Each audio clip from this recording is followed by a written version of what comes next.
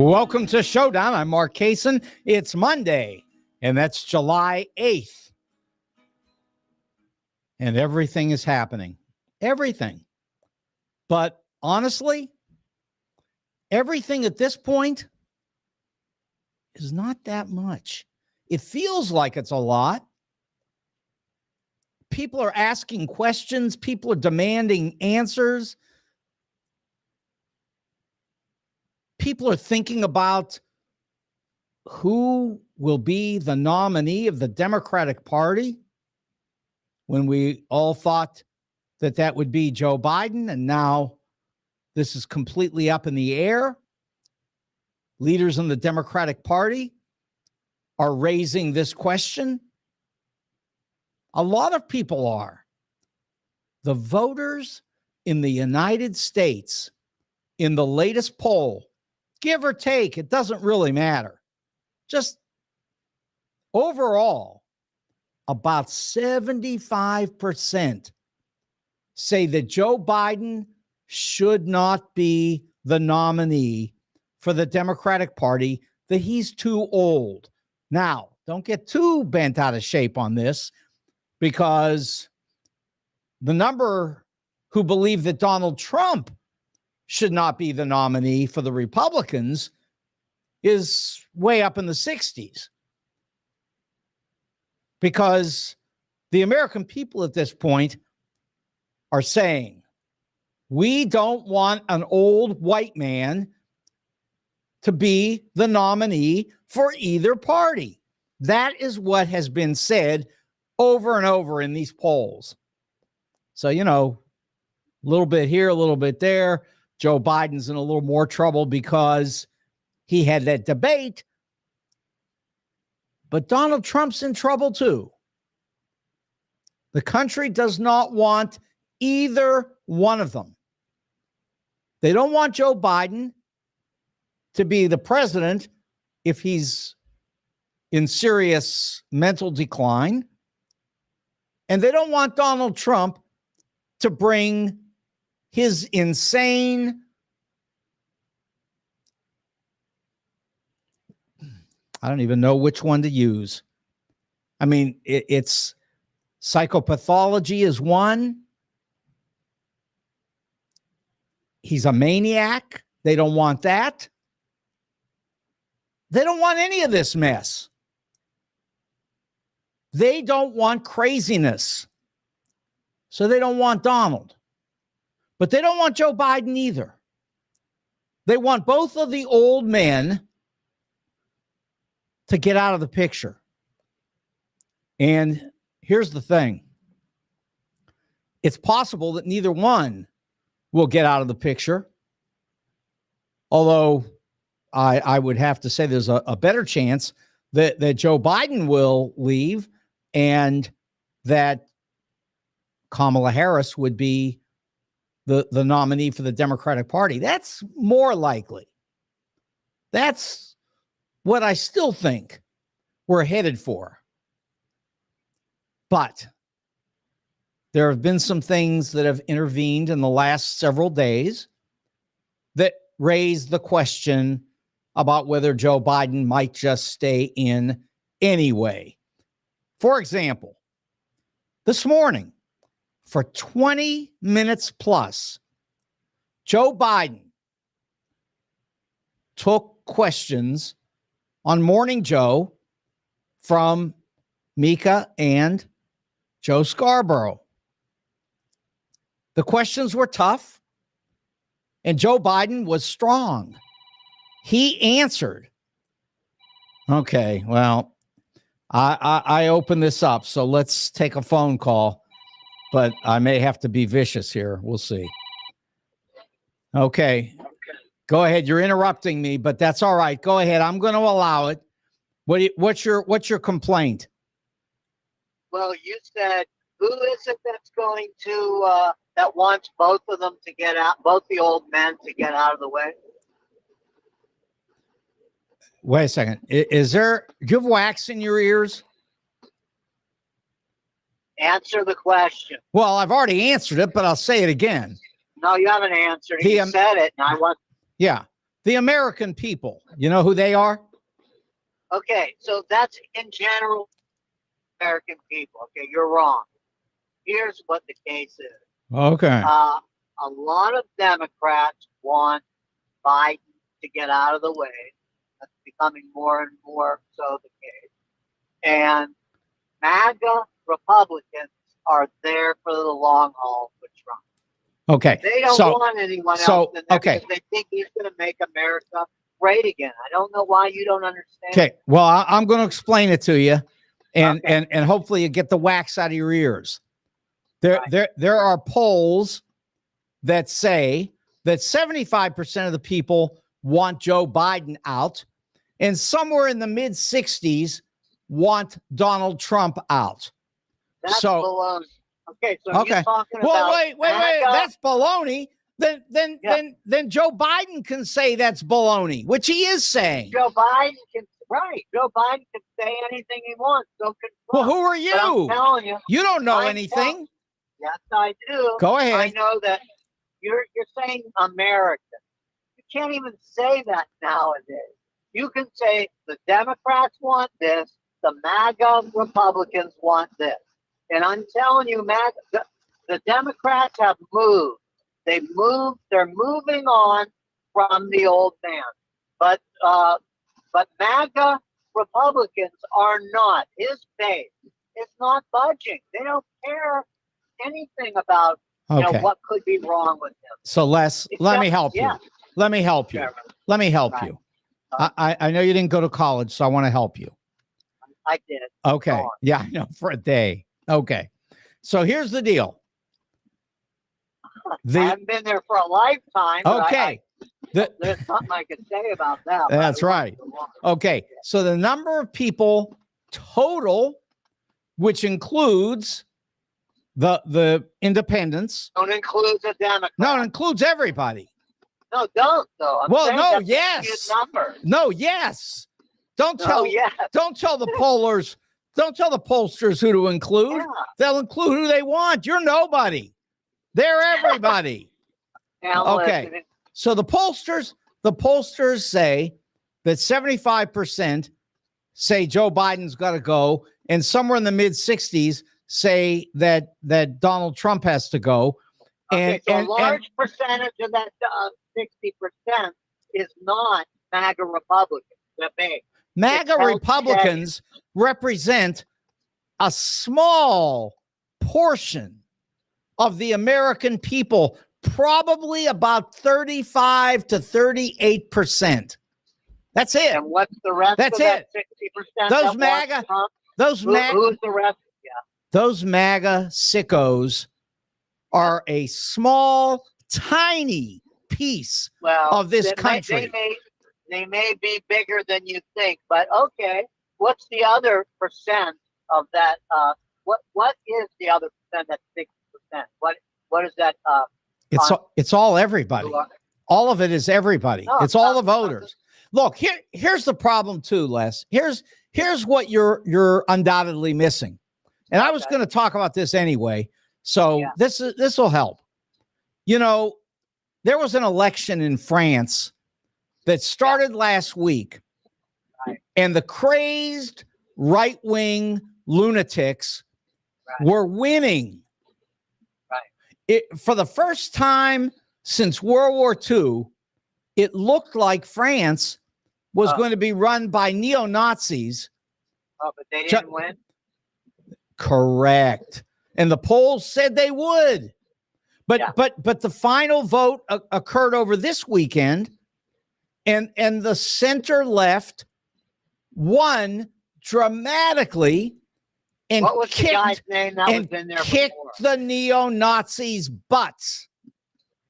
Okay. Anyway. No. Don't say anyway, because this is the problem. You're just taking these polls at face value and saying that everything is exactly as it appears that some guy tells you on a poll. But if that were true, France, France would be run by Hitler today. But it's not. I don't think that. I don't think that the polls are right. Well, if the polls are wrong, which Joe Biden says they're wrong, then what are you worried about? Then Joe Biden's that going to be again? the next president again, which I think if he runs, if he stays in with, He lives that with long. Kamala Harris, he will win. And not only will he win, but he might win. He might win by double digits, which I think is very possible. And by the way, you know that nonsense that's being spread around this country about I know who you're going to mention. About what's his name? Axelrod. No, no. Hey, he's not a don't make me hang up on you. So listen, the nonsense that's being spread around this country about black people voting for Donald Trump.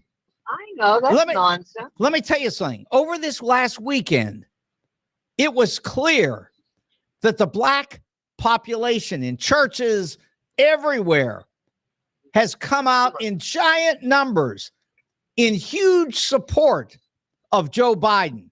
Mark, no, not that many people believe that. Not that many people ever believe that the blacks all of a sudden want Trump in there. Well, sure they did. All those 35% of Trumpers, those crazy MAGAs. Well, right, but there's a lot of other stuff that there's a lot of other stuff that they believe that you're not going to change their minds on anything. That's why they're voting for Trump. So, but it doesn't mean he's going to win. He's far behind. Joe Biden says he's behind, and I have said he's behind. I'm saying that you may not even get enough people to go out and vote, if they think the way you do, that, Trump doesn't have a chance of winning. And that's what's going to end up. No. Trump doesn't have a chance if everybody votes. Well, good luck trying to get everyone to vote. I mean, that's a big problem in itself. People don't want him. And not only just people, women. Remember that woman's poll, 60 to 35, and it's probably worse now. They are against Donald Trump. Women hate him. I mean, I'm not saying that there's not a woman out there. Sure, right. 35%. Listen to me. 35% of the women in this country support Trump. 60% support Biden. Have you heard of something called Christian evangelical women? Okay, they need to go to church and stop worrying about voting, because let me tell you something. They are in such a minority. I can tell it's what they're going to do. No, they are in a gigantic minority. Don't talk over me. I'm about to hang up on you. They are in a minority. They are a vast minority. No one is with them. Go ahead. Don't say no one. Very few. Okay, and I think you're somewhat wrong. I think you're underestimating the power of the Christian evangelicals. I think you're underestimating the power. They're nothing. They really are nothing. Yeah. They're a very tiny group of Christians who I guarantee you that as crazy as they are, and they're crazy. Yeah. Okay. But they're so crazy that they think that Donald Trump is Jesus. Well, okay. So that's a crazy group of people. Okay. Because Donald Trump isn't Jesus. Okay, Mark, stop for a minute. It doesn't make a difference if what they think. It's how they vote. Yeah. Very tiny group. It's almost no people. It's really tiny. Okay. You're losing your credibility when you say that. Okay, well, I'll tell you this. Yeah. When you see the election results, which, by the way, if Joe Biden is out of this, it won't even be close in any way, because Kamala Harris would, number one, get the black vote completely. Maybe 5% would go to Trump, maybe 4%. So Kamala would get the black vote. She would get the woman's vote. And she would get the young people's vote. And that would be the end of it. And Donald would lose by 15 to 20 points. You wait and see. I don't know about the young people's vote. I think there's more young people than I believe you know of that just think that both parties are no good and they want something else in there and they're not going to vote. And if they don't vote, that's giving Trump a better chance of winning. Yeah. Well, this is why I'm here and you're there. Because let me tell you something. You don't have The young people in this country want a younger candidate. They've all said it in every poll. And you're telling me that young people are going to come out and vote for this old man against a young woman. That's not what I said. It is what you said, and you're lost. Nope. I said that they won't vote. Yeah. Well, they'll vote. They'll vote for a young woman who is powerfully spoken, very well spoken, very smart, a former senator, a former California prosecutor. She knows what she's doing. She can handle that psychopath. Okay, Mark. I mean, so you're pro Kamala. They aren't necessarily. They say that we're fed up with both parties and they want something else. No, that's not what they said. And they no. Vote. If you do the polling, what they've said is they're fed up with a bunch of old people. That's what they said.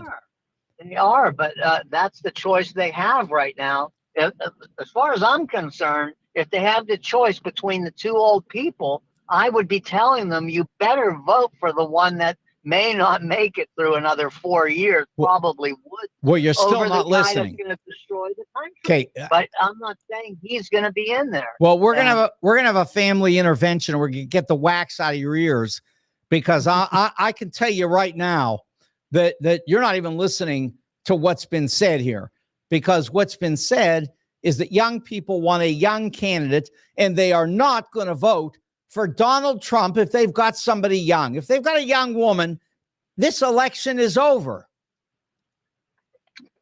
Sorry. Okay. See ya. Bye. Get the wax out. Okay. That's less. So, as I was saying, you've got a situation where the country does want a change, but they don't want Donald Trump. And you know, some of these polls are showing, and I say some polls are showing Donald Trump ahead by 4 to 6 points in the overall national vote. However, there was another poll today, and by the way, some of them show Donald Trump actually losing. But try this one. Out of the 6 battleground states, 5 of them showed Donald Trump dead even with Joe Biden. 5 of them. So that's a problem for Donald Trump, because at this point, after what just happened to Joe Biden, Trump should be winning this by double digits, and he's not even close. Donald Trump is very, very flawed and very disliked among so many people in this country. And, you know, let me say this about Trump. This is so important to understand this. A lot of people say, well, the Supreme Court gave Donald Trump a victory. And you know what? They did. He got what he wanted from them. The Supreme Court came out and said that Donald Trump's a king, that he's above the law, and that if he does anything as president, he can get away with it. But listen to that he can get away with it. It doesn't change what he is. And we know what he is because he's been tried in a courtroom with a jury, and he's been found guilty. And that's not just in one case. Yes, that is in one criminal case. But don't forget, in addition to the 34 felony counts that he was found guilty by a jury of his peers, not by Joe Biden or some hidden person at the Department of Justice. This is a jury that found him guilty. Okay, but beyond that, he has been found to have raped a woman. Now you could say, well, it was only a civil case. Well, it may have only been a civil case. He has to pay $90 million to that woman. And on top of that, he was found to have raped her. Now, you want to get on here? You can give me a call. You can be like my brother Les, and you can try to argue with me over what he actually did to that woman. I'm not going to say it. I will say it was a sexual assault. But if you're going to try to sort of divide out the difference between a sexual assault and a rape, let me tell you something.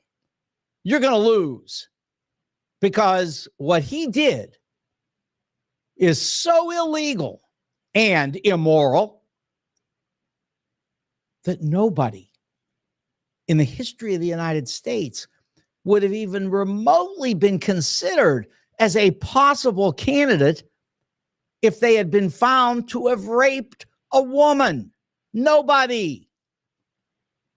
Now, there are 35, 40%, something like that, of the American people, call them MAGA or whatever you want to call them, that are ready to put that aside. Women who say, don't rape me, but is it okay for Donald Trump to have raped a woman? Sure, why not? It's all right. He raped her, so what? Or better yet, he didn't rape her. He only assaulted her sexually. I could sit here and describe for you the difference between what he did and what you think, but I'm not going to do it. I mean, hopefully you've got enough imagination to understand what we're talking about here. The man sexually assaulted E. Jean Carroll. And the judge said the jury found it to be rape. Okay. Now, you can argue with it, but I'll tell you this, you're going to sound crazy if you try. Okay. So here's the key. The court said Donald Trump has immunity. It didn't say he's not a rapist. It didn't say he didn't defraud the state of New York. It didn't say that he didn't hide hush money payments and lie about it to cover up another crime. They didn't say any of that. They say, oh, yeah, he may have done all those things. They said, but it's okay. He's allowed to do it. So now, my question for you is, are you willing to take a guy who has committed these crimes and place him in the White House? Are you willing to do that? Because he's committed the crimes. No, we're not going to find out maybe some of the other crimes because the Supreme Court has said you can't try him on those anymore. But he's already been tried in 3 separate cases where he has been found guilty by a jury of his peers. And he wasn't indicted by Joe Biden or the Justice Department or anybody else like that. In every case, he was indicted by a grand jury. Let me tell you, any other American indicted by a grand jury and found guilty by a jury would be in very serious trouble. So, okay, maybe Donald could escape jail. It depends on what Judge Merchan decides to do, because Merchan may put him in jail anyway. But let's assume that he gets out of jail. He's still the same criminal. He still did it. The jury found him guilty. It's just that the Supreme Court is trying to give him a special deal that we would never give anybody else. But don't worry about that part of it. The question is, will you vote for a rapist? Will you vote for somebody who has defrauded the state of New York, not just for 10 years, but for 40 years? But they got him for 10. So you tell me, are you willing to do that? Are you willing to support a guy who was found by a jury to have paid hush money illegally, surreptitiously, and then covered it up with an election crime? Are you willing to go for that? I mean, if you say, I don't care how big of a criminal he is, I'll vote for him anyway. Well, that's fine. But you know what? Wait till you see what happens in this election. The American people are not going to wildly come out in support of him. He's going to get this tiny group of people, and that's going to be the end of it. Now, I'll admit that I worry about one thing, and I brought this up myself last week. Paul von Hindenburg. Paul von Hindenburg was the chancellor of Germany in 1933, and they held an election, and Adolf Hitler only got 35% of the vote, but because of the way they do elections in some of these different countries, 35% was enough to win. Splinter parties and so forth. They don't have a two-party system. Anyway, Hitler won. And, I do worry about this repetition in history where somebody old, von Hindenburg was 84 years old, and Joe Biden is 81, is going to be 82, and he absolutely is viewed by many as too old. But, Hitler got 35%, and I think you're going to see that Trump is going to get a very small percentage of votes. Much smaller than you believe. Much smaller than you believe because of the polls. And don't forget, there's some third-party candidates in this and so forth. I think you're going to be shocked at what's going to happen. And you're certainly going to be shocked by the black vote, because I can tell you right now, 5%. Normally Republicans can get up to 8-9%, but I'm saying it's more likely to be 5%. And if you saw what was going on this weekend, you'll get it. Black people came out this weekend in giant numbers in support of Joe Biden. Completely so. So don't get too carried away, because you're not going to do well if you go along with what my brother is telling you. You won't. All I'll tell you is the same thing I told him. Just go to the doctor and get the wax out of your ears, because you're missing a whole bunch of what's going on out here. So let me switch gears here for a second, and let me go to J.D. Vance.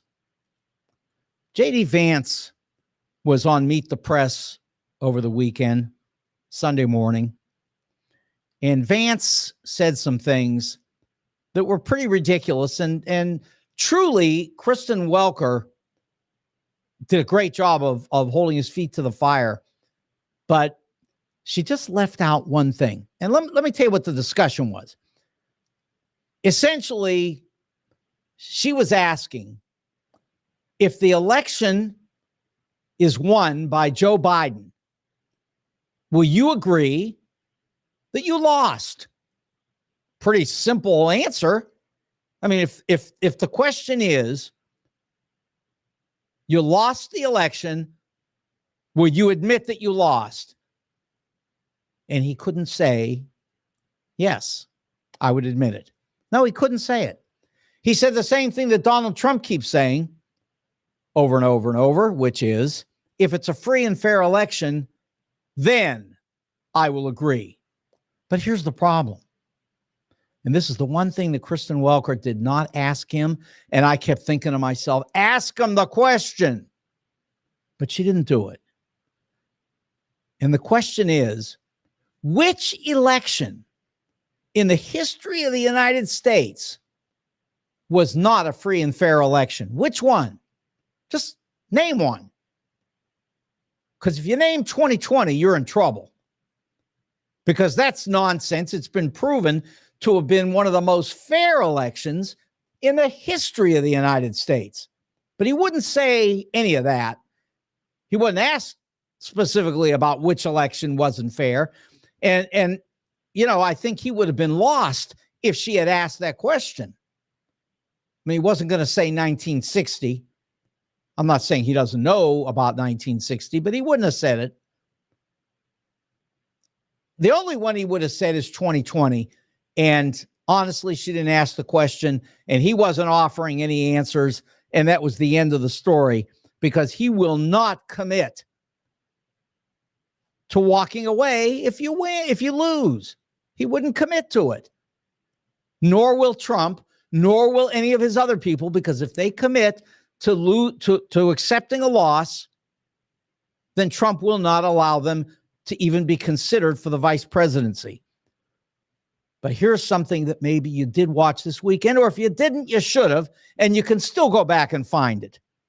And that's what's going on in Europe. And I mentioned that earlier.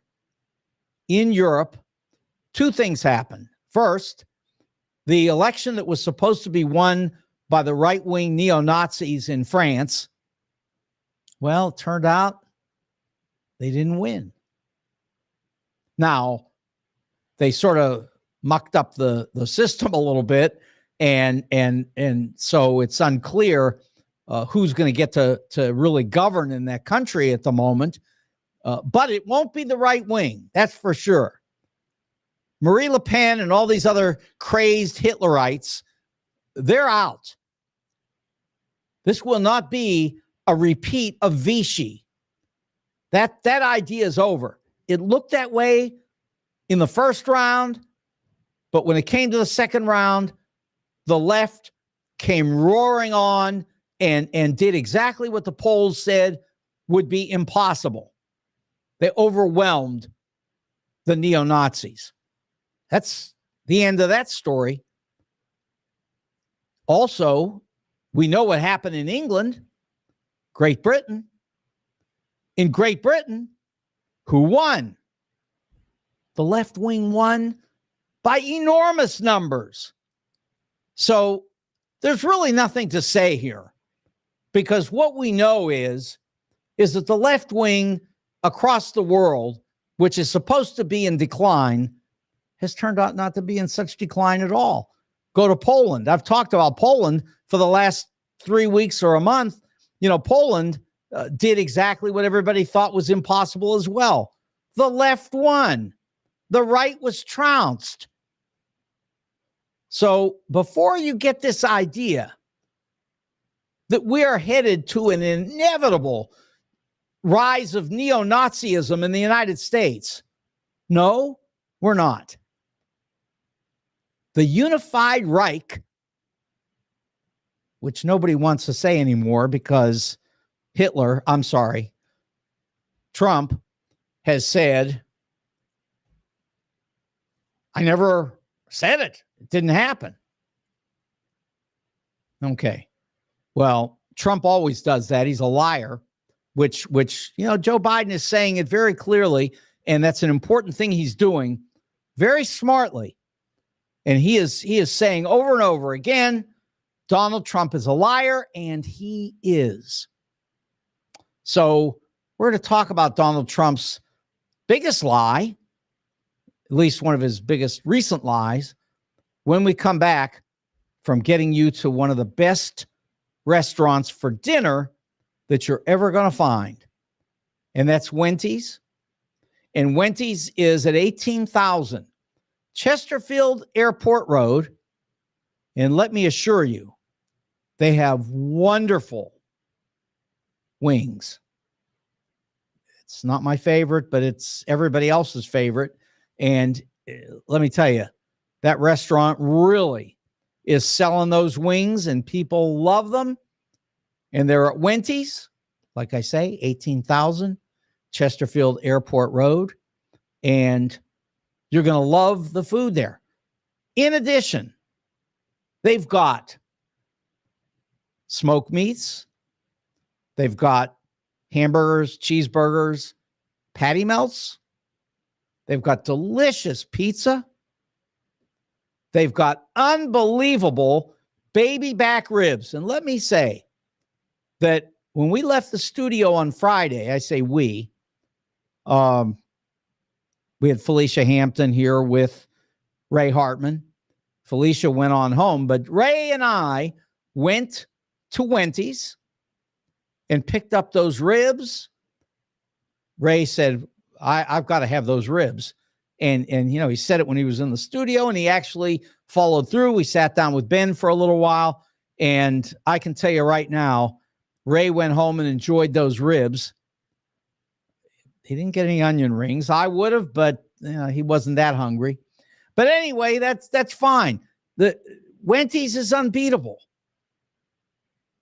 All you have to do is drive on down to 18,000 Chesterfield Airport Road, and it's all there at Wenty's. And by the way, if you go to Defiance, Missouri, you're going to run into the same thing. Another Wenty's Roadhouse, brand new.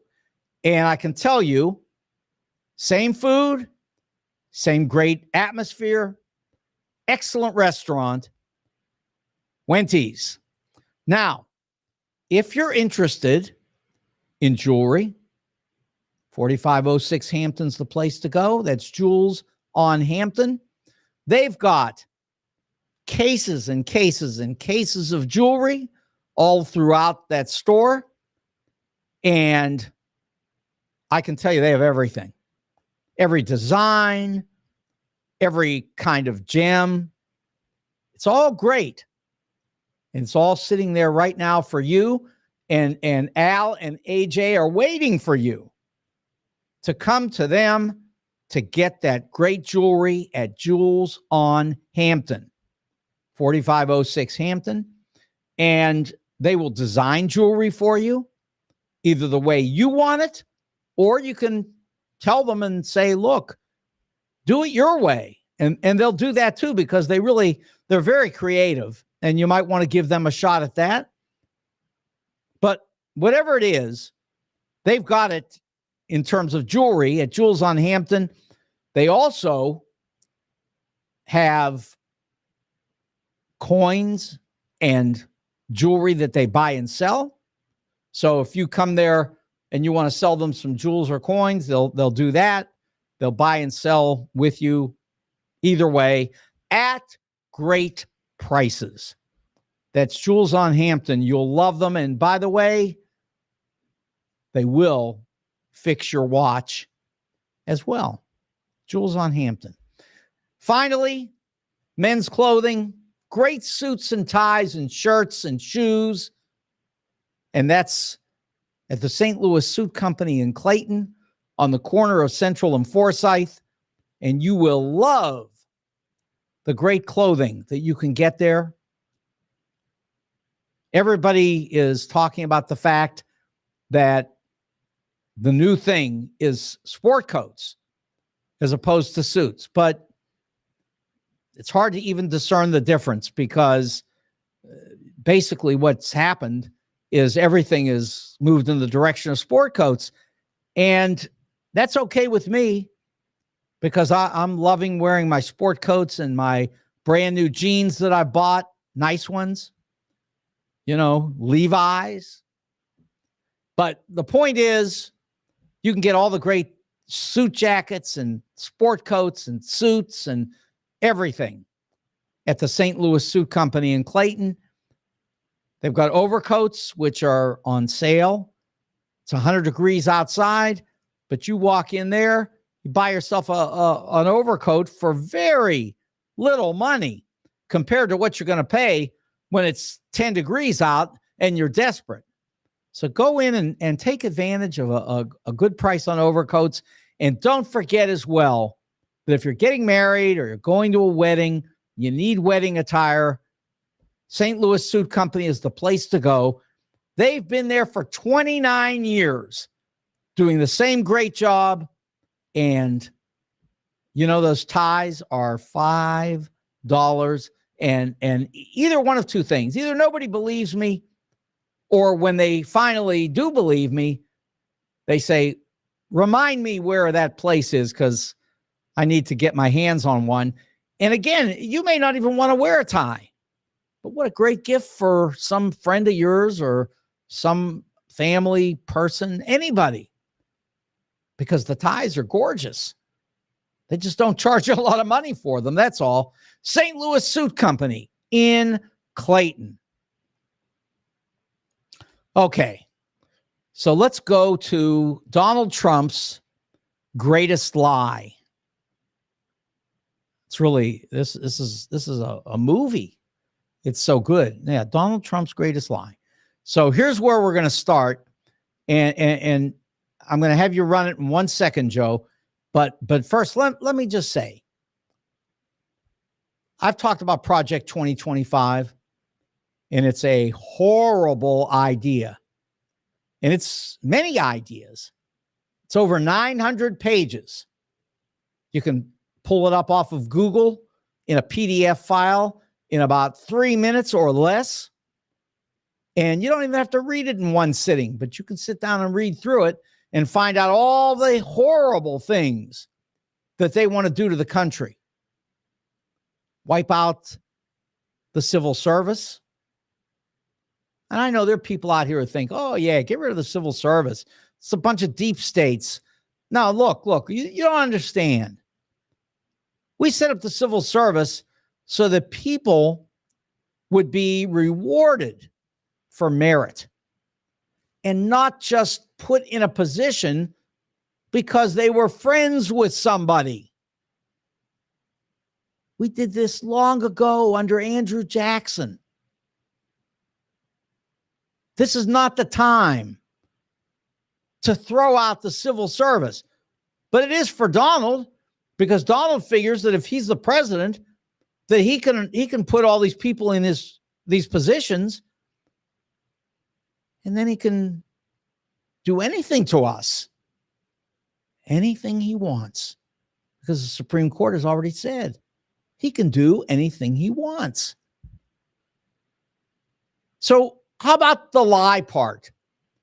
Well, Trump says now, although he said before that Project 2025 was great and he loves the people at the Heritage Foundation, loves Kevin Roberts over there, who has warned us as of the last week that this is the second American Revolution and it will remain bloodless if the left allows it.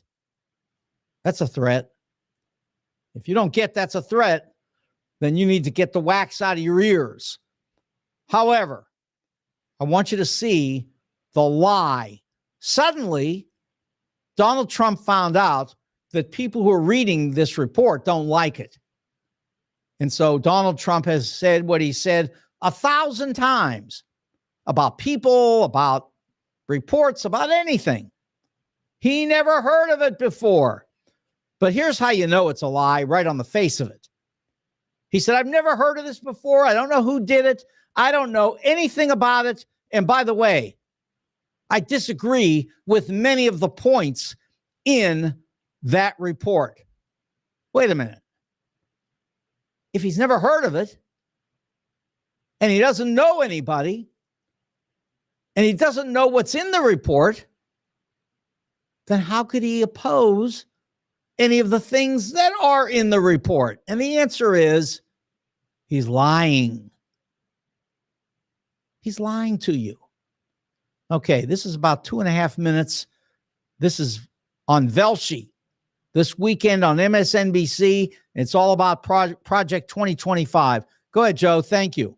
Friday, somewhat out of the blue, Donald Trump posted this on his social media platform. I know nothing about Project 2025. I have no idea who is behind it. I disagree with some of the things they're saying, and some of the things they're saying are absolutely ridiculous and abysmal. Anything they do, I wish them luck, but I have nothing to do with them. Now, from the get-go, we all know that wasn't true, so we set out to debunk it. And honestly, I thought there might be a little more legwork involved in spelling out the web of connections between Donald Trump and Project 2025. But then I realized all you have to do is look at the table of contents of Project 2025. Let's literally go through it. The author of each section is listed right here, and I'm just going to list them. Forward, A Promise to America, written by Kevin Roberts, the president of the Heritage Foundation. Trump has name-checked the Heritage Foundation several times, including just a few months ago when he wrote that Roberts, quote, should keep going and get the word out. Chapter 1 on the White House office was written by Rick Dearborn, Trump's former White House deputy chief of staff. Chapter 2 on the executive office of the President of the United States was written by Russell Vought, who is Trump's former director of the Office of Management and Budget. Chapter 3 on managing the bureaucracy was co-written by former advisor to Ronald Reagan, Donald Devine, along with Dennis Dean Kirk, a Trump nominee for the chair of the Merit Systems Protection Board, and Paul Dans, a Trump appointee to the U.S. Office of Personnel Management. Paul Dans is the director of all of Project 2025. Okay, Chapter 4 on the Department of Defense, written by Christopher Miller, who was Donald Trump's acting Secretary of Defense from November 2020 through the end of his term. Want me to keep going? Okay. Chapter 5 on the Department of Homeland Security, written by Ken Cuccinelli, Donald Trump's Secretary of Homeland Security. Chapter 6 on the Department of State, written by Kieran Skinner, the Director of Policy Planning for Donald Trump's State Department. Roger Severino, known to be aggressively anti-abortion rights and anti-LGBTQ plus rights, and who served as Donald Trump's Director of the Office of Civil Rights for the Department of Health and Human Services, well, he wrote the chapter on that department. Peter Navarro, who served as Trump's top trade advisor, he's currently in prison for contempt of Congress, authored part of the chapter on trade. The more you look in here, the more you find. If you look at the Heritage Foundation's website, you can see that the associate director of Project 2025 is a former special assistant to Donald Trump. Here's the Heritage Foundation's press release. Quote, John McEntee, former director of the White House Presidential Personnel Office in the Trump administration, is joining the 2025 Presidential Transition Project, Project 2025, as a senior advisor. Some of the organizations listed as part of Project 2025's advisory board are led by top Trump allies, like the former Trump chief of staff, Mark Meadows, who now leads the Conservative Partnership Institute, and the former Trump advisor, Stephen Miller, who now is president of America First Legal. I literally don't have enough time to list every connection between Donald Trump and Project 2025, but I can absolutely confidently say that Donald Trump's claim that he, quote, knows nothing about Project 2025 and has, quote, no idea who's behind it, end quote, is, how do we say it in Canada? Complete and utter BS. Okay, Joe, thank you. So, yes, complete and utter BS, or essentially he's a liar. So, you know, when Joe Biden says over and over again that Donald Trump is a liar, he's not exaggerating, as Biden loves to say. It's not hyperbole. Trump is a liar. And this is the best example. This is so good. I mean, I could have read these things to you myself, but it was so good to just have Velshi on there and just read to you with the book in front of him. I mean, it's just over and over, chapter after chapter, all created by Trump's own people, who then Trump says he's never heard of them before. Now, I'll grant you, there are a lot of people on Trump's side and that maybe have never heard of this before. They don't know that all the people on Project 2025 are Trumpers. They don't know it. But if they would take 10 seconds to look into what this guy is doing, they would find out that he is a complete liar. And that, as Velshi said, it is utter BS to believe that what he's saying is true. It's just not true. He loves to say it. He loves to say that Michael Cohen was nobody, just some minor guy who worked in his office and did a couple of legal things. No, that's not true. This was his close friend who worked with him for years, closely as his legal advisor. I'll never forget, there was that guy, if you may not remember, but he was a foreign policy guy, George Papadopoulos. He got in trouble way back at the beginning of Trump's presidency. And they showed Trump in meetings sitting next to Papadopoulos when they were in the White House and they were discussing foreign policy issues. He was appointed by Trump. He sat next to Trump. And when this guy got in trouble, Trump jumped up and said, I never heard of this person. Never heard of him in my life. I don't know how he got there. I don't know who he was. Lots of people sit next to me somewhere, get a picture taken. No, I don't know this guy. Don't know him at all. And this is how he does it. And the people who follow him are willing to listen to this over and over and over again. Hitler explained it long ago, 80 years ago, that if you lie, just keep on lying over and over again. And no matter what people have seen, no matter what people know, just keep telling the lie. And as long as you do, eventually they'll believe you. It worked for Hitler, and for maybe 35, 38% of the American people, it's working. For example, and this was, again, it was so beautifully done on Meet the Press over the weekend. Kristen Welker was getting into this conversation with J.D. Vance about the importance of crime, this anti-crime platform in the Trump campaign. And, over and over, he kept saying this business about, we're going to stop crime and so forth. And Kristen Welker said, yes, I understand that. That's fine. She said, but by the way, let's make sure that we say it here. The crime is at a 50-year low. And it is. Crime in the United States is at a 50-year low. Crime in St. Louis is at a double-digit year low. Crime is down everywhere.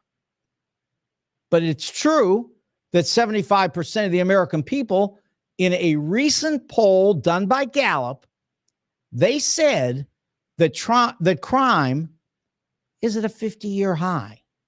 Now, that's what the people said who were questioned in the poll. 75% of the people said that. There's only one problem. They're wrong. Because crime is at a 50-year low. It's down and it keeps dropping. Well, but if you say it over and over, if you lie repeatedly, you can get 75% of the American people to believe that crime's at a 50-year high. But it isn't. And no question, you can go in the newspaper and you can find somebody who has been murdered, who has had a car stolen, who has had their house broken into. I mean, you can find that all over. There's no question. You can find examples of these crimes that have taken place.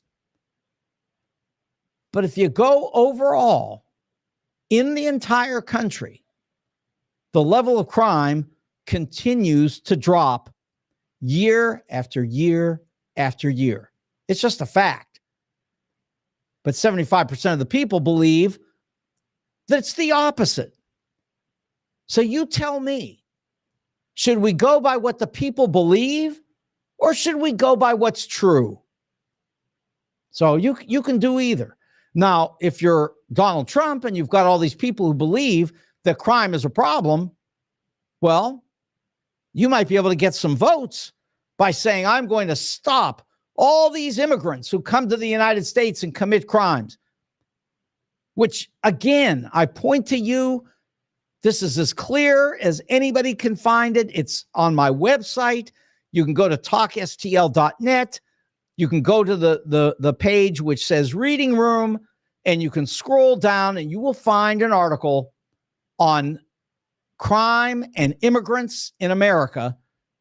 And they make it very clear with citations that the people who are committing these crimes are not, listen again, not immigrants. They're people who live in the United States, grew up here. They are American citizens who are committing these crimes.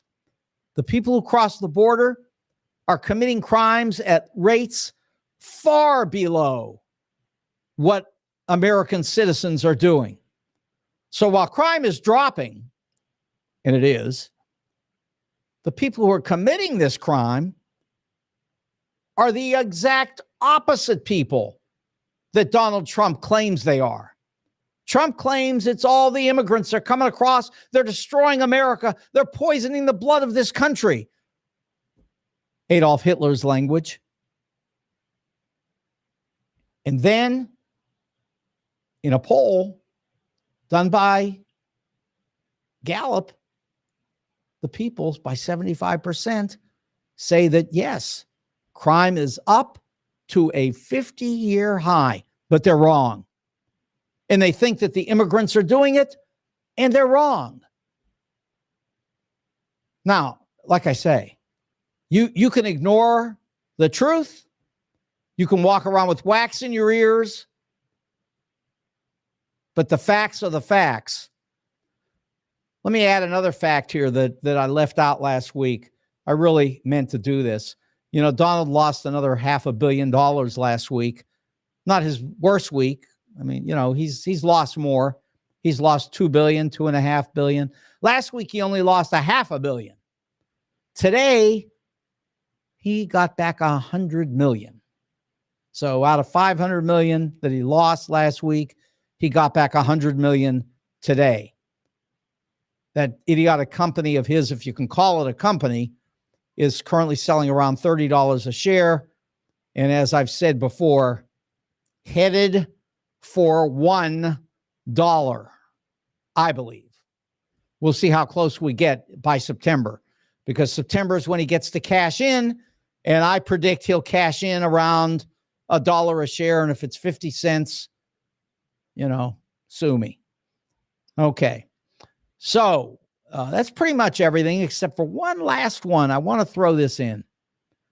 You know, the Prime Minister of Great Britain, he lost.